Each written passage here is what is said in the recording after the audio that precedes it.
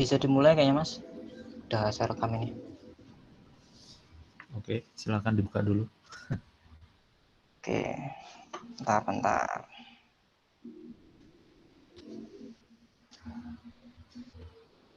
Selamat malam teman-teman. Semoga kabarnya baik-baik aja ya semuanya. Kembali lagi sama saya Arif di kelas doa pustaka pertemuan ketiga. Jadi kali ini saya nggak sendiri karena ada Mas Amin yang menemani tentang. Jadi kita sekarang mulai bahas tentang kepenulisan. Sebelumnya kan kita bahas tentang blog, tentang copywriting, dan secara teknis-teknis lain cara menulis tentang blog. Tapi sekarang kita beralih ke kepenulisan buku. Dan Mas Amin ini salah satu orang yang saya lihat di Instagram sering nulis tentang kepenulisan. Jadi saya tertarik untuk ngajak Mas Amin membahas tentang kepenulisan ini. Dan untuk selebihnya Mas Amin bisa menjelaskan tentang apa itu premis, mind mapping, dan outline. Bisa dimulai sekarang juga Mas Amin, silakan. Oke, ya terima kasih.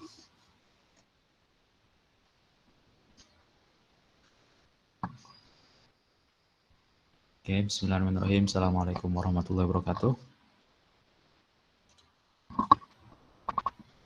Alhamdulillahirrahmanirrahim. Wassalatu wassalamu ala nabiyina Muhammadin wa ala alihi washabihi ajmain, amma ba'du. Alhamdulillah, selamat malam teman-teman semuanya. Pada malam hari ini saya berkesempatan untuk mengisi kelas ya. Ini sudah mengubah jadwal. Sebelumnya terima kasih saya ucapkan kepada Mas Arif dari penerbit Duta Pustaka yang telah memberikan kesempatan yang berharga ini kepada saya pribadi. Oke, langsung saja. Kali ini kita akan membahas tentang 3 langkah awal menulis buku non-fiksi. Ya, saya fokus di sini untuk non-fiksi ya. Karena kebetulan saya pribadi untuk kepenulisan memang buku-buku yang selama ini sudah saya terbitkan masih di sekitar non-fiksi ya, belum ke fiksi. Jadi di sini saya fokus ke non-fiksi dan 3 langkah awalnya. Teman-teman sudah bisa lihat ya, ini presentasinya. Kelihatan? Oke, langsung saja ya, saya mulai. Yang pertama kita bahas tentang apa itu premis. Ya. Maaf, sebelum ke premis, kita harus tahu dulu nih, apa saja jenis naskah dari non-fiksi itu. Ya, kalau fiksi kan mungkin ada novel, kumpulan cerpen, dan lain-lain, mungkin cerbung atau novela, novelet, dan lain-lain. Kalau untuk non-fiksi sendiri, biasanya dibagi ke dalam 3 jenis ya. Yang pertama ada tutorial. Tutorial lebih ke how to ya. Tips, misalkan tips menulis buku langsung laris dan lain-lain. Banyak sekali kalau tutorial ini sering kita lihat di pasaran. Yang selanjutnya ada kumpulan tulisan. Nah, jenis naskah yang kedua kumpulan tulisan ini bisa beragam juga, bisa mungkin tulisan artikel, bisa mungkin tulisan bebas, bisa mungkin kumpulan prosa, kumpulan puisi, macam-macam. Nah, kalau kumpulan tulisan ini lebih umum ya, jadi beragam isinya. Kemudian yang selanjutnya, yang ketiga jenis naskah non-fiksi itu adalah kumpulan cerita. Ya, jadi ada kumpulan cerita, kita punya cerita dengan berbagai macamnya, misalkan cerpen, kumpulan cerpen yang banyak sekali itu bisa masuk ke sini ya, kumpulan cerita. Jadi ada 3 jenis naskah non-fiksi. Oke, setelah kita ketahui jenis naskah non-fiksi ya, sekarang kita masuk ke pembahasan utama kita. Ya, ini langkah yang pertama harus dimiliki, yang harus dijalankan oleh seorang penulis buku. Sebelum menulis bukunya sendiri, ya, pertama adalah menulis premis. Ya, ini banyak penasaran, apa itu premis? Ya, ini mungkin banyak yang bertanya-tanya, apa sih premis, Mas? Oke, langsung saja. Itu sendiri singkatnya adalah dia ramuan singkat, padat, dan memikat. Wah, ini menarik ini. Kenapa saya bilang seperti itu? Ya karena dia sebetulnya memang sangat singkat sekali, tidak perlu berpanjang kalimat sampai berparagraf-paragraf tidak perlu. Dia memang sangat singkat sehingga ketika orang mendengar apa yang kita sampaikan dari premis itu, orang bisa menangkap kira-kira nanti buku kita itu seperti apa. Nah, sering diumpamakan premis itu oleh para mentor-mentor saya ya, itu sebagai elevator pitch. Maksudnya adalah misalkan nih teman-teman ada di naik lift misalkan. Ternyata di lift itu teman-teman ketemu dengan salah satu editor dari sebuah penerbit, yang mana editor tersebut itu ada di penerbit yang teman-teman lagi incar nih misalkan. Tiba-tiba nggak sengaja ketemu sama misalkan editor Gagas Media atau Gramedia, Pustaka Utama atau siapapun lah misalkan teman-teman kenal. Dan teman-teman pengen banget ini bukunya bisa tembus di penerbit itu. Nah, teman-teman bisa gunakan rumus yang kita akan bahas setelah ini ya, rumus premis ini. Oke, langsung ke rumusnya. Cukup sederhana sebetulnya untuk rumus premis naskah non-fiksi ya, yaitu yang pertama jenis tulisan, ditambahkan target pembaca, ditambah hasil. Ya, jadi ingat kata kuncinya, jenis tulisan, target pembaca, dan hasil. Ya, 3 kata kunci ini harus teman-teman pegang dan ingat-ingat selalu sebelum menulis buku, apapun sebetulnya. Ini ya non-fiksi ya. Saya berikan contoh ya, ini dari buku saya, ini Agar Kuliah Tak Jadi Sia-Sia. Ini buku terakhir yang saya tulis, baru terbit beberapa bulan yang lalu, ya di tahun 2020 ini. Itu isinya tentang, ini yang saya tuliskan di sini premisnya, kumpulan tulisan untuk mahasiswa atau para mahasiswa agar memaksimalkan potensi akademik dan non-akademik. Ya. Jenis tulisannya apa? Kumpulan tulisan. Ya, jadi dari buku yang saya tulis ini dia lebih ke isinya adalah di setiap tulisannya itu tips-tips. Jadi bab 1, tema 1 bahas tips ini, selanjutnya tips ini, tips ini, tips ini, atau mungkin kadang-kadang ada ceritanya. Jadi bercampur ya. Jadi lebih ke kumpulan tulisan. Siapa target pembaca saya dari buku itu? Saya tentukan targetnya utamanya adalah mahasiswa. Mungkin lebih spesifiknya adalah mahasiswa baru ya, karena memang ini bukunya lebih ke kayak timeline ya, misalkan kalau kita kuliah itu dari awal kita masuk sampai kita selesai dari kuliah sarjana. Nah, jadi tapi ini untuk mahasiswa lebih umum lah, sebetulnya seperti itu. Kemudian hasilnya apa? Ya, hasilnya adalah supaya mereka mau memaksimalkan potensi akademik dan non-akademik. Ya, karena bagi saya pribadi melihat teman-teman saya, kemudian banyak yang curhat juga dengan saya, gimana sih saya ini kok biasanya fokusnya cuma akademik tok, tiap hari kuliah pulang, nggak pernah organisasi, nggak tahu ada kegiatan apalah di kampus. Pokoknya saya taunya kuliah, pulang kerjakan tugas, kumpulkan tugas, balik kos, tidur, udah. Nah, kan hanya seperti itu. Nah, saya pengen dengan adanya buku yang saya hadirkan ini, nanti pembacanya hasilnya memaksimalkan 2 potensi yang sekaligus itu, akademik dan non-akademik. Jadi nilainya ya bisa bagus, minimal minimal sesuai istilahnya standar ya, atau kalau saya pribadi malah kalau bisa yang tinggi sekalian gitu. Minimal melebihi, bisa kumlot lah 3,6 atau 3,5 biasanya kalau di kampus misalkan. Dan juga non-akademik, mungkin dia punya prestasi misalkan di olahraga atau kepenulisan, atau mungkin dia suka ikut organisasi seperti himpunan mahasiswa jurusan atau ikut BEM dan lain sebagainya. Itu jadi keduanya itu digabungkan supaya maksimal seperti itu. Ya, itu rumusnya, sederhana ya. Jadi diingat-ingat lagi tiga kata kuncinya, jenis tulisan, target pembaca, dan hasil. Oke, setelah kita tahu premisnya, kita masuk ke langkah selanjutnya, apa itu? Yaitu mind mapping. Ya, mungkin teman-teman ini sudah, terutama yang kuliah ya, ini sudah sering sekali mendengar, ini biasanya jadi tugas ya, dapat tugas dari dosen, silakan buat mind mapping dari materi pertama, itu misalkan. Ya, ini ternyata di dalam menulis buku, itu juga sangat penting dan sangat dibutuhkan juga yang namanya mind mapping. Oke, untuk lebih jelasnya, Sampai ke mind mapping, sederhananya adalah dia peta pikiran. Ya, ya. Jadi intinya kita tuliskan apa saja yang terlintas di dalam pikiran kita. Misalkan tadi, kemudian mulainya dari mana, Mas? Mulainya dari premis, ya. Jadi dia pertama peta pikiran, kemudian tulis apa yang terlintas, kemudian mulai dari premis. Oh, kita lihat contohnya, ya. Oke, langsung kita lihat contohnya di sini. Misalkan saya terpikir, pertama saya tuliskan dulu premisnya di tengah gitu kan, yang warna apa, background biru. Kumpulan tulisan untuk mahasiswa agar memaksimalkan potensi akademik dan non-akademik. Kemudian saya terpikir di pikiran saya, oh ini masuknya apa ya? Oke, kita mulai dulu misalkan membedakan antara siswa dan mahasiswa. Jadi, siapa sih sebenarnya hakikatnya seorang mahasiswa?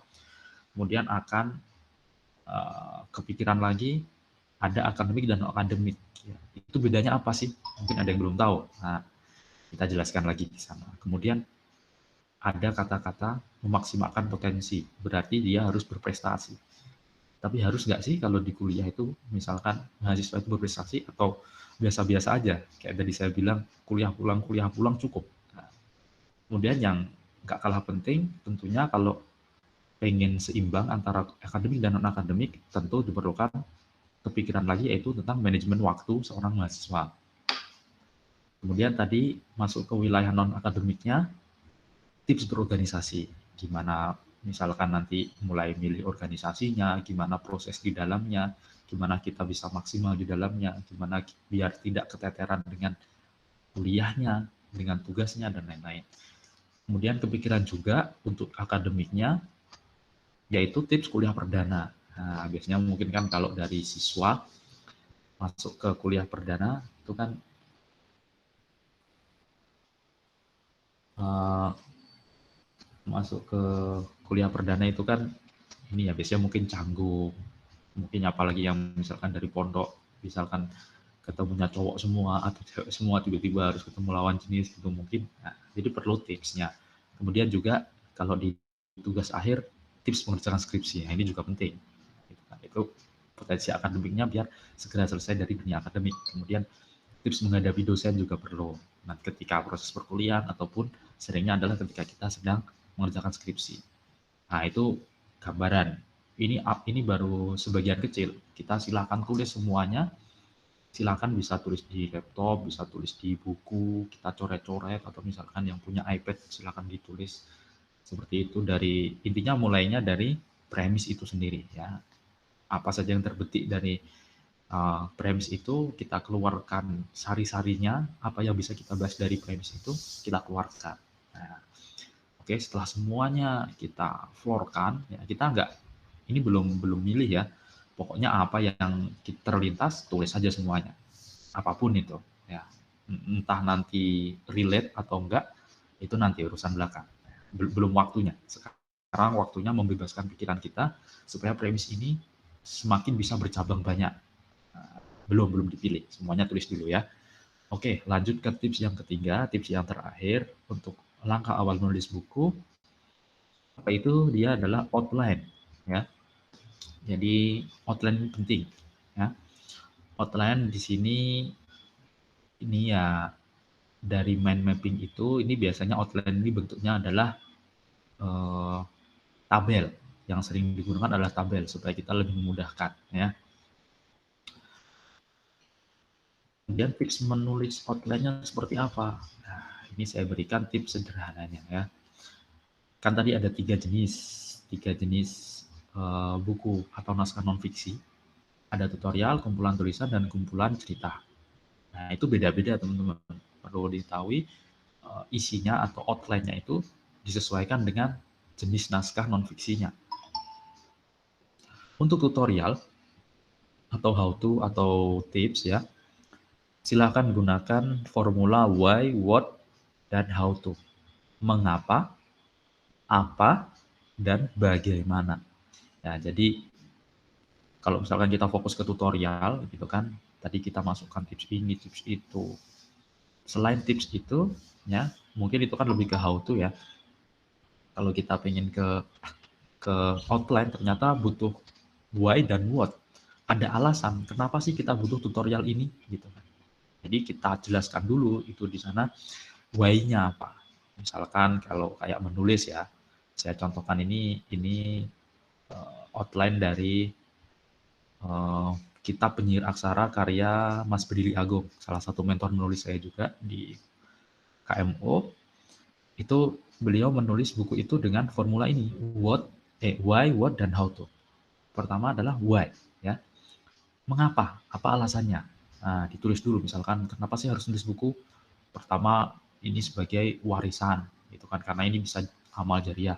Yang kedua, misalkan rise above others, kita bisa show up gitu di tengah-tengah komunitas gitu kan misalkan. Atau ada juga yang penghasilan. Banyak alasannya kenapa kita harus menulis buku. Kemudian what. What ini lebih ke apanya. Apa sih yang dimaksud dengan nulis buku? Nulis itu seperti apa? Platformnya apa? Gitu kan? Ya, lebih ke lebih ke esensinya menulis itu seperti apa. Kemudian yang terakhir baru masuk ke how to-nya, tips menulis buku. Ini termasuk yang saya jelaskan di sini nih. Pertama buat premis, kemudian buat mind mapping, kemudian buat outline dan seterusnya ya sampai selesai. Itu untuk tutorial. Kemudian untuk kumpulan tulisan seperti apa, Mas? Untuk kumpulan tulisan sederhana juga. Tadi formula yang ada di tutorial masukkan ke setiap tulisan yang ada di tulisan itu, ya, yang ada di naskah kita. Dengan mungkin kumpulan tulisan kan ada bab 1, bab 2, bab 3, judul 1, judul 2. Nah, tiap judul itu kita masukkan formula why, what, how to. Ya, biasanya seperti itu. Ini lebih ke kalau misalkan kumpulan tulisannya yang seperti saya contohkan tadi adalah lebih ke tips-tips ya. Tapi tipsnya ini macam-macam. Ada tips ini, tips itu, tapi masih relate ya, masih berhubungan satu dengan yang lain. Kemudian bagaimana cara menyusunnya? Kan campur-campur berarti kan kalau misalkan formulanya why, what, how to pada tiap tulisan berarti kan masih campur-campur. Caranya adalah masuk ke langkah yang kedua. Kita kelompokkan sesuai temanya ya. Misalkan temanya tentang tips tadi kuliah perdana. Apa saja masukkan di situ. Tipsnya apa? 1, 2, 3 dan seterusnya. Nah, itu kan judul-judulnya masukkan di situ. Atau mungkin kumpulan tulisan yang lain lah, misalkan artikel ya, yang sering misalkan artikel atau tulisan bebas atau saja misalkan. Ya kumpulkan saja yang setema ya. Gitu. Masukkan di situ misalkan artikel ini tentang misalkan bahas tentang tema besarnya misalkan pendidikan. Pertama misalkan ada tema pendidikan agama. Masukkan di situ judul-judulnya. Kemudian misalkan ada pendidikan dasar, ada pendidikan menengah, ada pendidikan tinggi. Terus ada misalkan pendidikan luar sekolah atau lain-lainnya. Intinya kelompokkan tulisan-tulisan itu yang satu tema. Kemudian yang selanjutnya ada kumpulan cerita. Nah, kumpulan cerita ini ya, jadi kita punya cerita macam-macam gitu kan, tapi biasanya juga masih berhubungan. Atau misalkan campur-campur juga nggak apa-apa sih. Karena nanti, gimana sih kalau kumpulan cerita itu ada dikenal formula SAH. Ya, mungkin teman-teman yang sudah pernah nulis buku kumpulan cerita, ada namanya SAH. Apa itu SAH, Mas? Situasi, aksi, dan hasil. Ya, ini lebih dikenal formula ini di dalam teknik storytelling. Ya, kalau teman-teman tahu ada teknik dalam menulis itu namanya storytelling. Ya, cara kita bercerita. Ya, dimulai dengan sah ya. Situasi-situasi itu maksudnya kondisi awal. Bagaimana sih misalkan kondisi awal seorang tokoh utamanya. Dia misalkan nggak punya biaya, terus dia tujuannya misalkan pengen kuliah, kemudian dia itu ada di desa, susah komunikasi dan lain sebagainya. Itu misalkan situasi awalnya. Kemudian aksi itu apa yang dia lakukan. Misalkan gimana caranya dia bisa kuliah, tapi dengan segala keterbatasan yang dia punya, dia nggak punya biaya, jauh dari kota, susah komunikasi, nggak punya akses internet, nggak punya akses informasi. Gimana caranya dia? Ataukah dia misalkan berhutang, atau misalkan nebeng ke teman yang punya koneksi internet, atau misalkan dia nekat pergi ke kota, atau misalkan usahanya lagi adalah ketemu sama rektornya atau ketemu dengan bagian akademiknya untuk membahas masalah keinginan dia untuk kuliah, macam-macam aksinya. Intinya aksi di sini adalah hal-hal yang dilakukan supaya tujuan akhirnya itu yang diinginkan, harapannya tercapai. Ya. Kemudian hasil itu gimana? Ya hasil akhirnya bagaimana setelah dari mulai situasi kemudian melakukan berbagai aksi. Hasilnya bagaimana? Bisa hasilnya bagus sesuai dengan harapan, bisa juga gagal.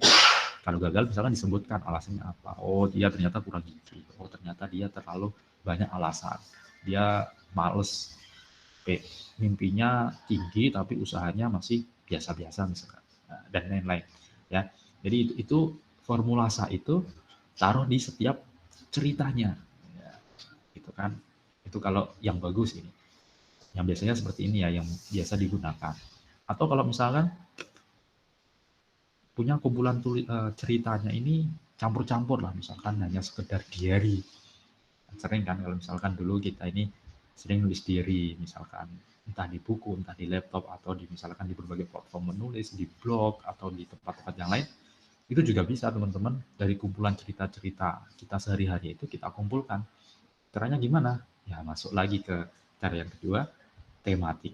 Ya, kita kumpulkan yang setema. Ya, misalkan kumpulan cerita, kita kumpulkan cerita misalkan temanya pengalaman menarik tentang kuliah, pengalaman mengejutkan atau pengalaman menyakitkan selama kuliah. Nah, itu kita masukkan satu tema. Ya, intinya seperti itu ya. Jelas tutorial, kumpulan tulisan, ada formula why, what, how to pada tiap tulisan, atau dikumpulkan yang setema. Untuk kumpulan cerita bisa pakai formula sah pada tiap tulisan atau dikumpulkan yang setema. Ya, mungkin itu materi kita pada malam ini ya. Oke, itu 3 langkah awal mulai premis, mind mapping, dan outline. Selanjutnya saya kembalikan kepada Mas Arif selaku moderator.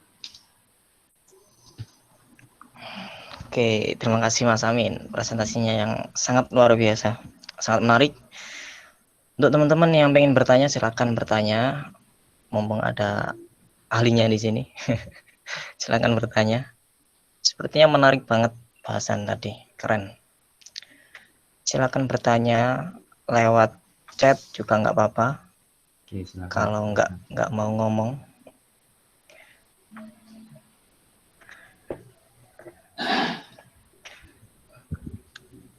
Yuk teman-teman, tanya.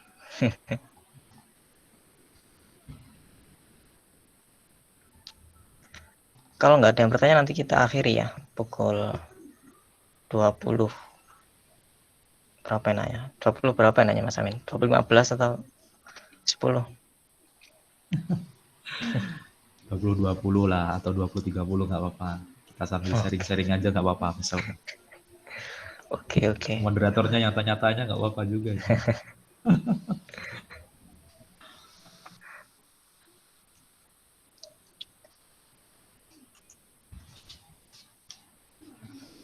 Oke, ini masih dibuka pertanyaannya. Silakan teman-teman yang mau bertanya.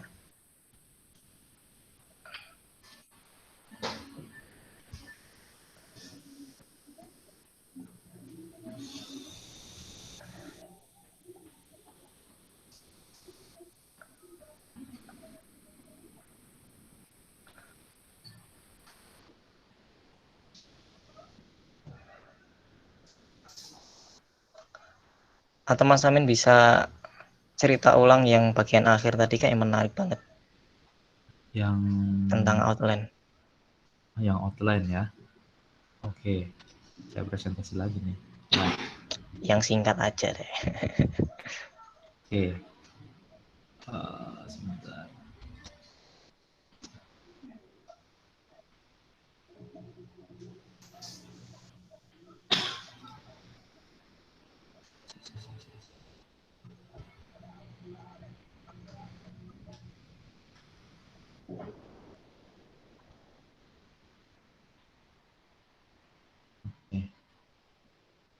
Yang terakhir ya, ini biasanya yang sering ditanyakan sama penulis buku nih. Buat timeline, buat outline. Ya. Oke. Saat menikmati itu tadi. Ya. Oke, lanjut Mas Amin. Oke, saya ulang lagi aja ya. Nanti mungkin setelah ini saya coba berikan contoh outline saya lah. Nggak apa-apa nih, buka dapur. Bentar. Oke, mungkin saya ulang lagi secara singkat ya. Intinya kalau tutorial, kita gunakan 3 formulanya why, what, how to ya. Mengapa, apa, bagaimana. Ya, itu yang idealnya seperti itu. Itu ideal untuk buku tutorial. Bagus itu. Jadi pertama why itu untuk memancing pembaca supaya semakin penasaran. Kenapa mereka? Supaya alasannya dia membaca buku ini semakin kuat gitu kan. Why-nya maka kuat dulu. Mengapanya dia harus kuat dulu. Mungkin persepsinya sama atau keinginannya sama, tujuannya sama. Jadi dia sangat pengen sekali tutorialnya nanti, tips-tipsnya itu bisa segera dia praktekkan dalam kehidupan dia supaya tujuannya tercapai. Kemudian what? Ya, kita jelaskan esensinya. Kalau menulis itu apa, alatnya apa saja misalkan.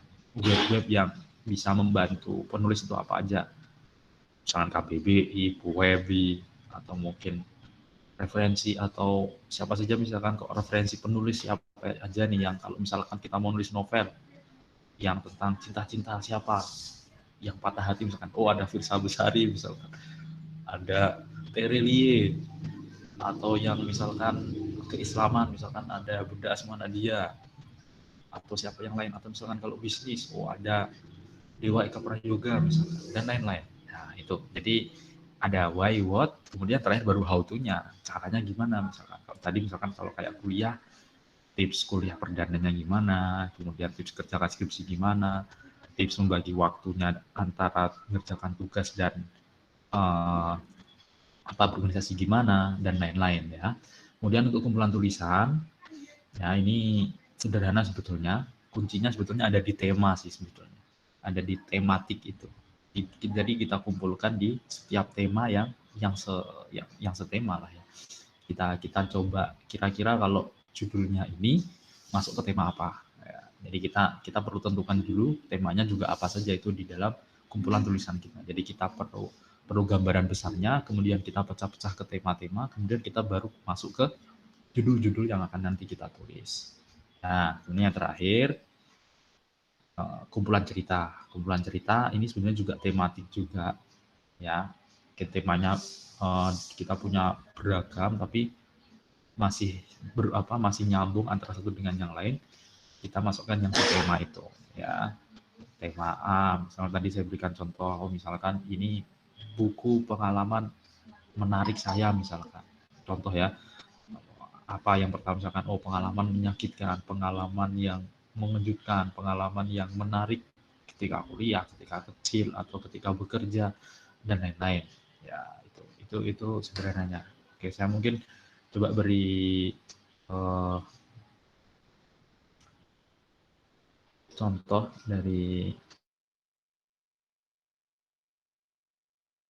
buku saya. Sebentar. Semoga masih ada. Kalau nggak ketemu ya sudah ini. Oke, buku pertama saya saja. Buku pertama ada nggak ya ini? Aduh, saya lupa lagi.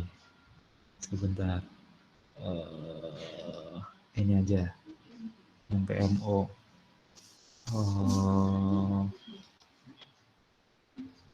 Salah. Sebentar.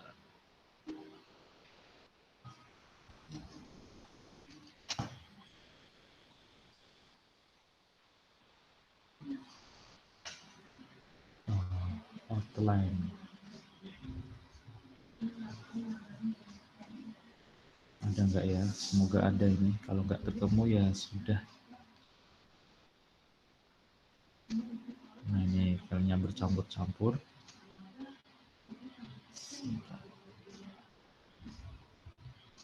Nah ini isinya. Bentar. Kelihatan nggak ini outline yang saya tampilkan?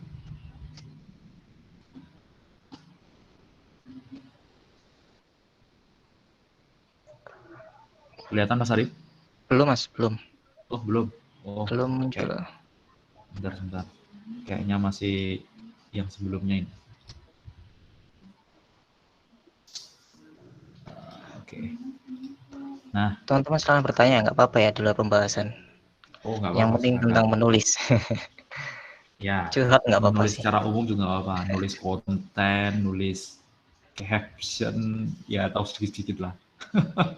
Karena juga memang masuk ke konten kreator juga ya. Mm-mm. Jadi ini kita fokus ke buku. Nah, ini outline saya dari buku yang tadi saya tunjukkan ya. Dari buku saya Agar Kuliah Tak Jadi Sia-sia. Ya, itu di sini kita lihat ada premisnya, gitu kan ya. Kumpulan tulisan anak kuliah supaya memaksimalkan potensi akademik non akademik. Ini kumpulan tulisan ya, campur-campur. Ada tipsnya, ada mindsetnya, ada lain-lain lah. Campur-campur ini memang. Judulnya awalnya saya beri judul 30 catatan mahasiswa berprestasi. Tapi yang jadi agar kuliah tak jadi sia-sia. Nah, kemudian ini isinya ya. Jadi dari mind mapping yang tadi macam-macam itu saya coba masukkan ke outline-nya. Kemudian di sini ya. Jadi mahasiswa siapa takut, nikmati orientasi kampus, tips kuliah perdana, kenali kampus, kawanku partner prestasiku. Jadi ini saya mengumpulkannya lebih ke kayak timeline ya. Kalau kita umpamakan medsos itu ini timeline ya. Jadi mulai pertama kali kuliah apa yang harus diketahui? Oh, jadi mahasiswa. Jadi mahasiswa siapa takut? Siapa sih mahasiswa? Harus tahu dulu. Terus apa biasanya kalau awal? Orientasi kampus. Gimana kita menyikapi orientasinya? Ya dinikmati. Jangan dijadikan beban. Harus enjoy seperti itu. Kemudian setelah orientasi otomatis kuliah perdana. Tipsnya apa? Saya masukkan tips di situ. Kemudian masuk ke setelah tadi orientasi kampus, kita harus lebih mengenal lagi kampus kita, jurusan kita, kenal orang-orangnya, mata kuliahnya, organisasinya, mungkin juga jurusan atau fakultas yang lain kita juga harus tahu gitu kan, biar kita kalau saya umpamakan di sini kalau kita ditanya orang, Mas fakultas ini di mana? Waduh, saya nggak tahu Pak. Padahal itu kan kampus kita sendiri. Baliknya kita tahu lah, misalnya seperti itu. Kemudian kawanku partner prestasi, kemudian orang-orang dosen, cara milih organisasi yang cocok, ketika cinta datang menyapa, wah ada cintanya nih, gak apa-apa. Kemudian ada gimana seharusnya kuliah, tips belajar anak kuliah, menanggulangi bosan kuliah, jangan lupa baca Quran, buat karya perdana, atur waktu, berproses organisasi. Kemudian ada cerita-cerita juga, pengabdian masyarakat, PKL, jalan-jalan, ajakan nulis cerita, akademik non akademik, tujuan kuliah, wah banyak sekali sampai terakhir lulus. Lulus lalu apa? Nah, itu terakhir ya. Ini kalau buku saya pribadi ini kumpulan tulisan tapi isinya saya mengarahkannya lebih kayak kita menggambarkan kalau kuliah itu urutannya gimana sih. Nah, itu karena buku saya ngambil segmen anak kuliahan dan memang fokus ke supaya selama proses perkuliahan itu bisa lancar dari awal mulai masuk kuliah sampai selesai. Ya, ini gambaran outline saya ya. Oke, mungkin cukup itu dulu. Kita lanjutkan sharing-sharingnya. Kayaknya bisa jawab beberapa pertanyaan yang masuk, Mas, Oh, tentang sudah ada pertanyaan. ah, Oke, silakan. Langsung saya jawab ini. silakan.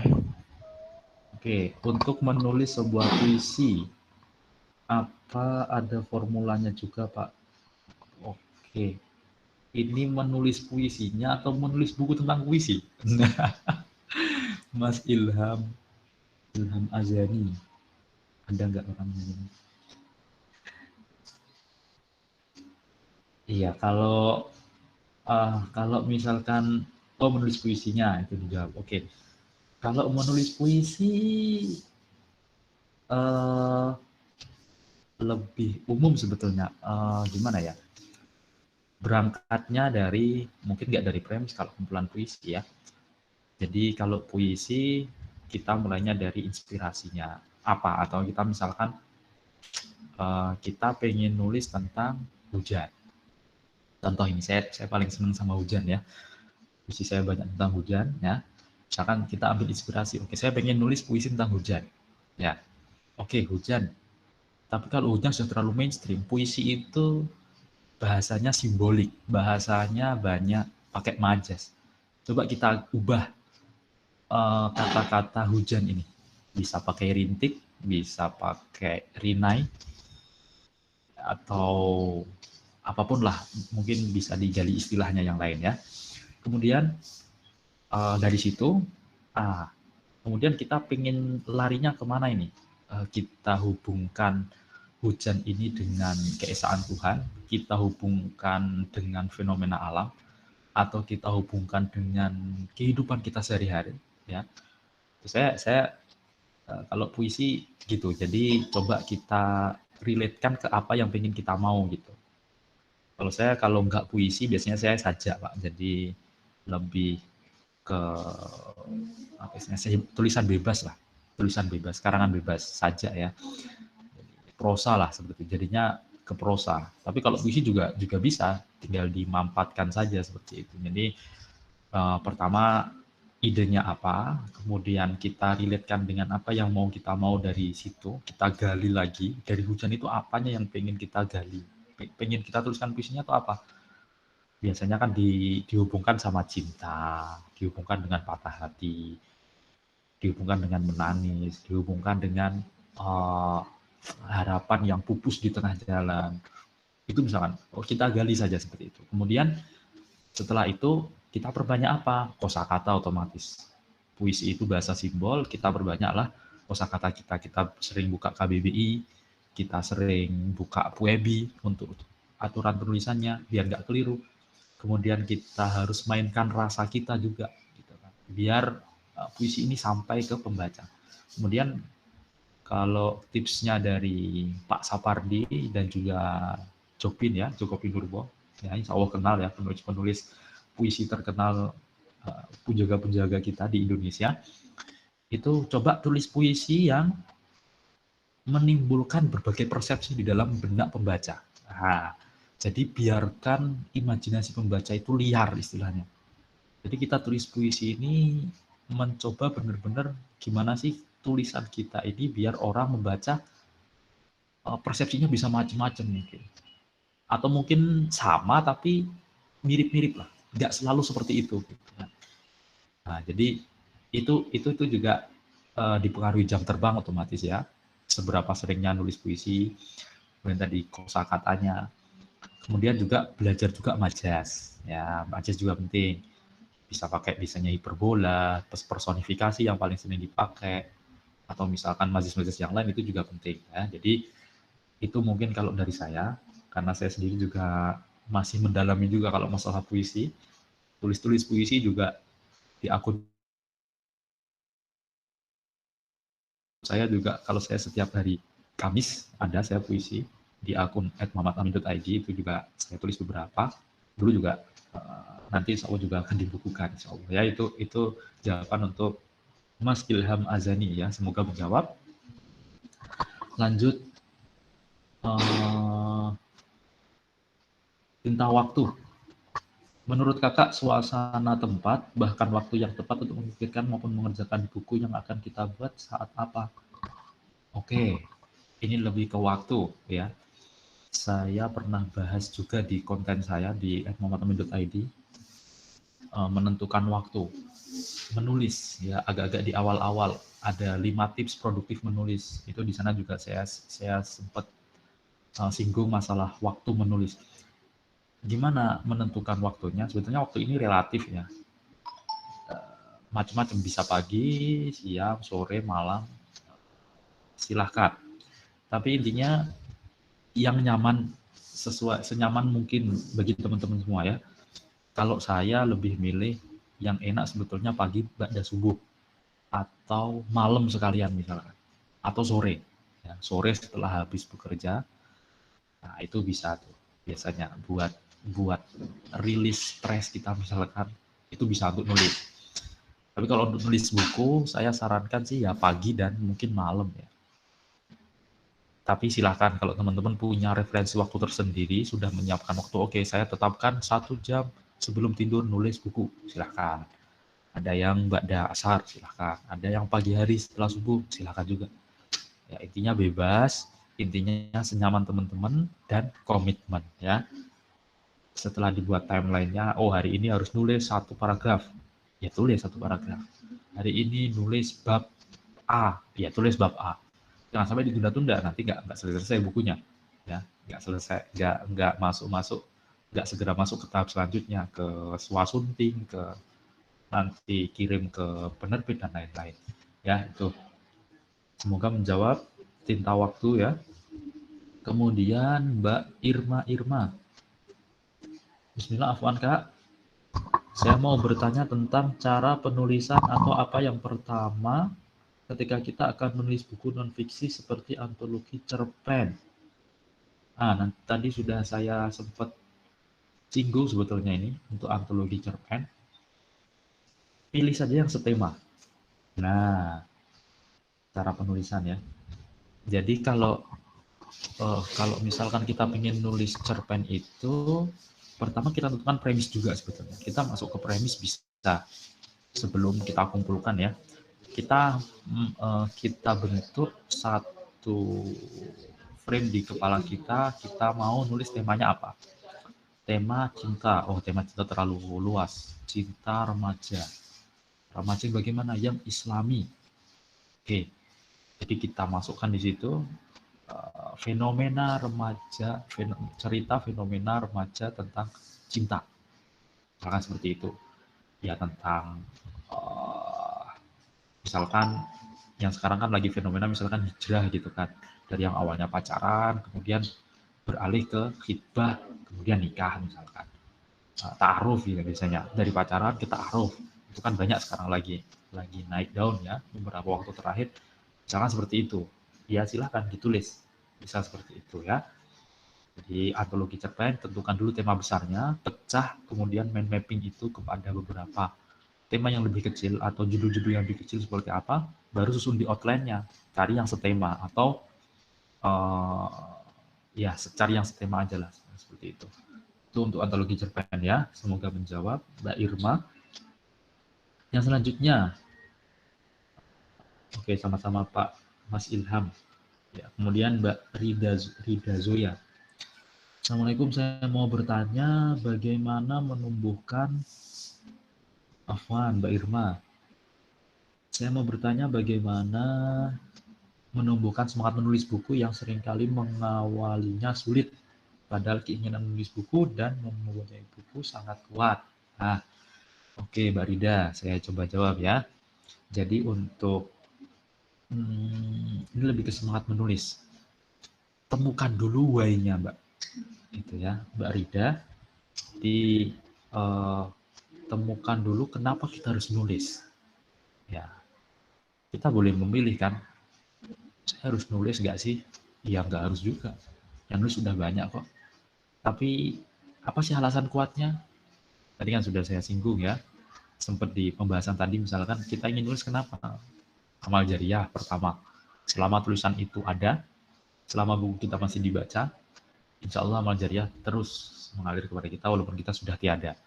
Yang kedua misalkan kita bisa personal branding ya, kita sekarang itu lagi hype, lagi nanjak yang namanya personal branding.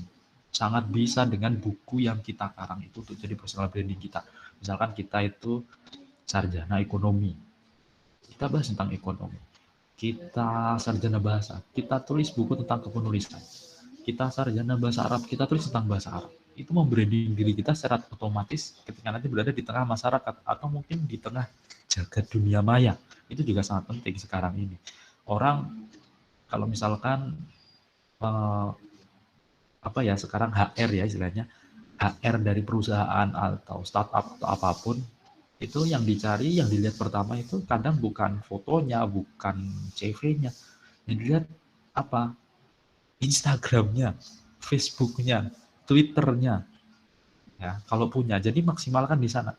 Yang sesuai passion kita, yang sesuai kemauan kita, yang sesuai keinginan kita, tulis saja di sana.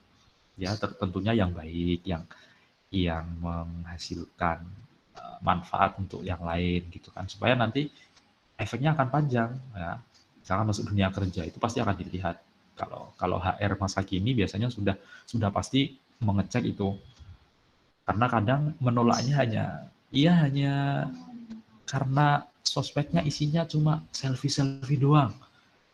Sosmednya isinya cuma curhat-curhat cinta-cintaan. Tok, nggak ada relate-nya dengan pekerjaannya. Tidak menggambarkan seseorang yang disiplin, tidak menggambarkan orang yang bisa memanajemen waktu dengan baik. Tentunya kan HR sudah bisa melihat itu secara kasat mata ya, secara walaupun belum pernah ketemu, tapi dari tulisan-tulisan, dari ceritanya, dari story-nya itu sudah kelihatan. Ah, anak ini sukanya cengeng terus nih tiap hari. Wah, nanti kalau diterima, wah, ini kan tiap hari dia isinya ngeluh doang. Ngeluhnya ditaruh di story lagi. Wah, nanti perusahaan saya juga lama-kelamaan bisa bangkrut ini kalau diketahui orang. Nah, itu kan juga jelek akhirnya, menimbulkan persepsi jelek di mata orang, bahkan di mata yang akan merekrut kita. Jadi sebenarnya efeknya panjang. Atau mungkin kita pengen nulis buku, saya pengen benar-benar berpenghasilan dari buku. Saya pengen terjun full jadi penulis buku. Ya silahkan.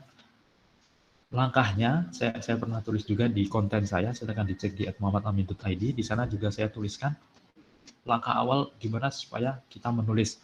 Saya sharing di sana ada ikut kelas menulis. Saya rekomendasikan beberapa kelas menulis.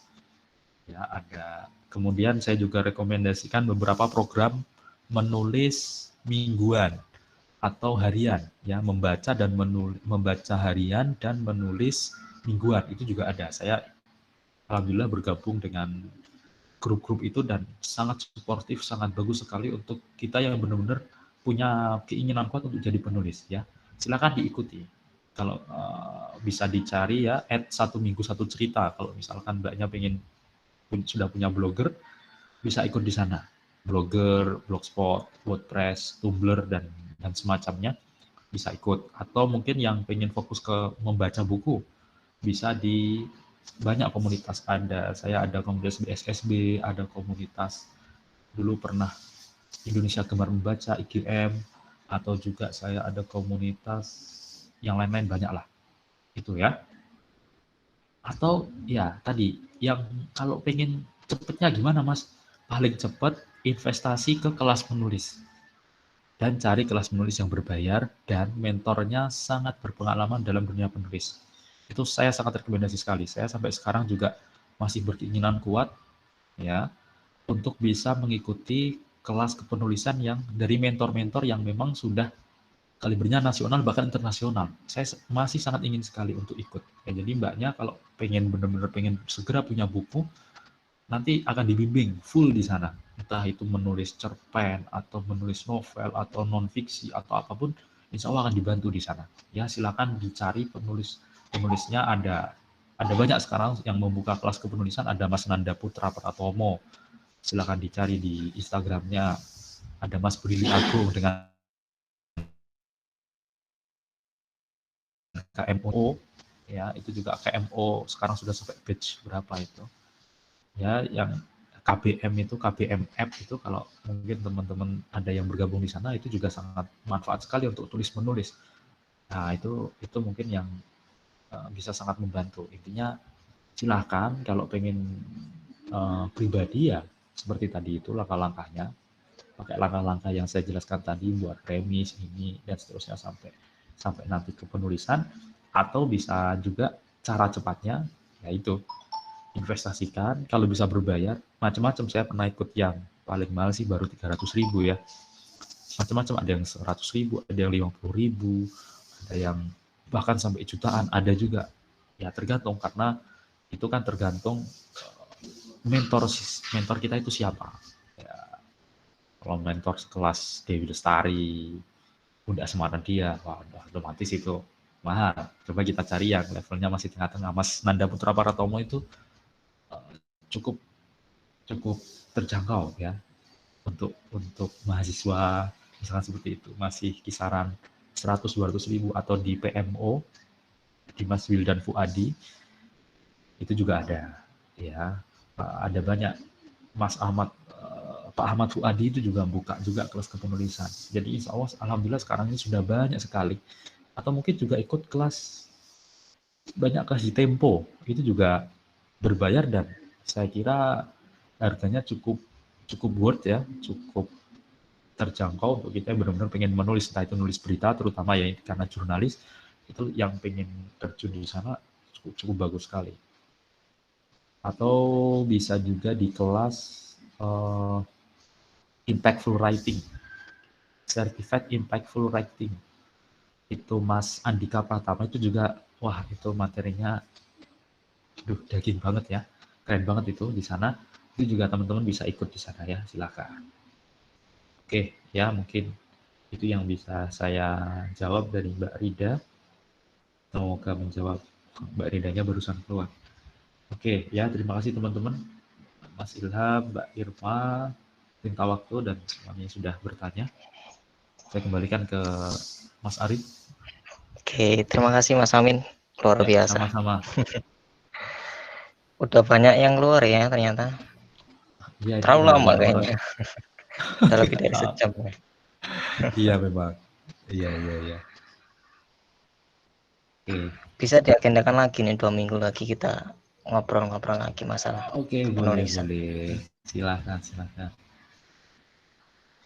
Sepertinya bisa diakhiri ya Mas Amin. Iya sih. Udah Oke, ya. bisa, bisa. Silakan. Terima kasih teman-teman yang udah hadir. Silakan bisa keluar. Nanti untuk file presentasi ini bisa kalian akses di Google Drive yang telah Oke. admin kirimkan ke email teman-teman ya. Sip. Nanti bisa diakses. Terima kasih. Ya, terima kasih Mas Arif. Oke, terima kasih teman-teman. Assalamualaikum warahmatullahi wabarakatuh.